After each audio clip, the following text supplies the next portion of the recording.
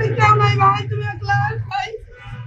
সবাই কয় আরু তোমার মতন রে, রূপ এসে রহিমের মতন রে, কয়লা গেছে পাতে রহমানের উলসে রাখি বুঝতে না।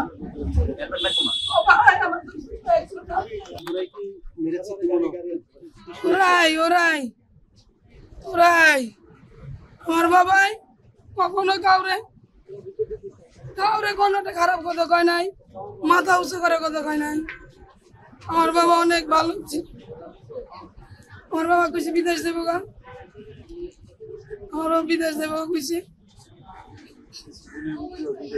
ভালো হইতে ভালো, আমার বাবা অনেক ভালো।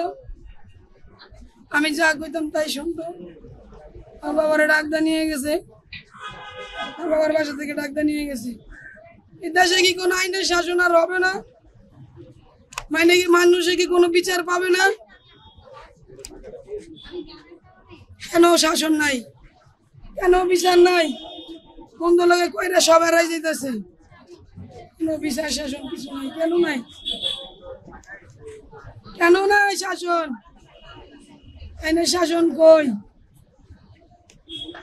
মারে তা মানুষ ঘরের ছেড়ে সামনে যায় না, শাসনের লোক সামনে যায় না, তারা দাঁড়ায় থাকে, তারা বয়ে থাকে। কেন এমন হইল? আর কত মায়ের বুক এইভাবে খালি হবে? আর কত মায়ের বুক খালি করবে সবাই? কেন দেশটা সুন্দর হয় না? মানুষ নিরাপদে চলতে পারে না? কবে চলবে নিরাপদে নিশ্চিন্তে? কেউ কিছু বলবে না, কি হবে? সব শেষ হয়ে গেলে হবে? সব মায়ের বুক, ভালো ভালো মায়ের বুক খালি হইলে হবে?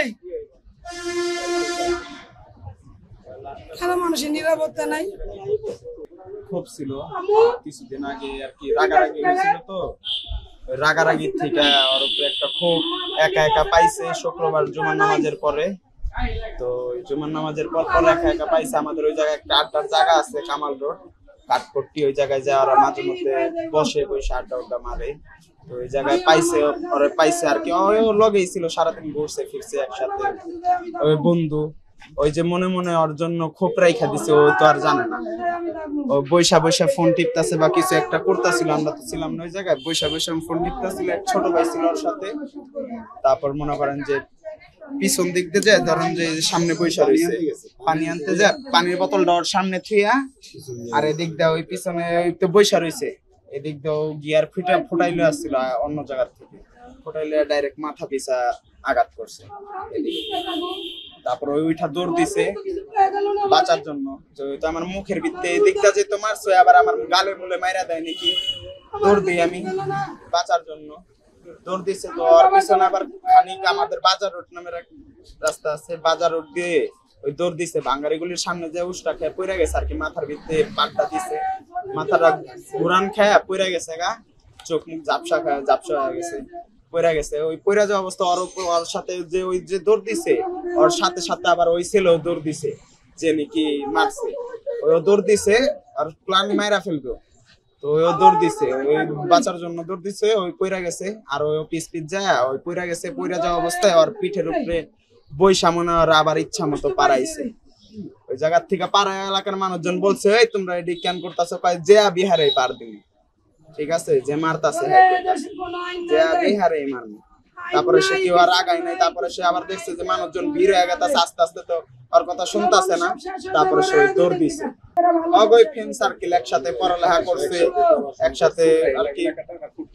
এলাকাটা কাঠপট্টি, কামাল রোড, সাভার কামাল রোড। সামান্য কি নিয়ে জানি কতটুকু হয়েছে, পরে আমরা আবার মিলাই দিছি। মিলাই দেওয়ার পরে বৃহস্পতিবার রাইতো আমরা একসাথে বই আড্ডা দিছি। শুক্রবারের দিন ওরে বাসার থেকে আইনা একসাথে ঘুরা নামাজও পড়ছে, নামাজ পড়া আবার একসাথে আড্ডা দিয়া এক ছোট ভাইরে পানি আনতে পাঠাইছে। এরপরে ওই গেছে, আমি যাই পানি আনতে, ওই পানি আনতে যাইয়া এরপরে পানির বোতলটা আগে থুইছে, এরপর ডাইনার দিয়ে গিয়ারটা ধাম করে ফুটাইয়া এখানে প্রথম পাটটা দিছে। ও পার খাইয়াই পরে দৌড় দিছে।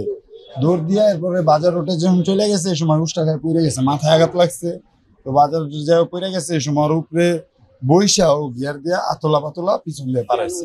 ওরা তো ওই যে কথা কাটাকাটি, আমাকে বন্ধু বান্ধবী দুজনই, কিন্তু ওই যে কথা কাটাকাটি একটু জ্ঞান লাগছিল 3 দিন আগে। ওরা আমাকে যে বন্ধু ওরা আবার মিলাই দিছিল, ঠিক আছে, কিন্তু ও তো মন থেকে মিলে নাই, উপরে মিলছে কিন্তু মনে তো মিলে নাই। ও প্ল্যান করে মনে করেন শুক্রবারে ওই নামাজ টামাজ পড়ে না 5 দিন পরে বাইরেছে, ও দেখ লগে মিলা মানে মোবাইল টোবাইল টিপতেছে, পরে এক যা বই রয়েছে, ওই মনে করেন ওই মনে ছিল এটা, বুঝেন নাই, আজকে মাইরে এলাম, এটা নিয়ত করে বেরিয়েছে, নাহলে চাকু মাকু লইছে লগে, বুঝেন নাই, নিয়ত করে বেরিয়েছে।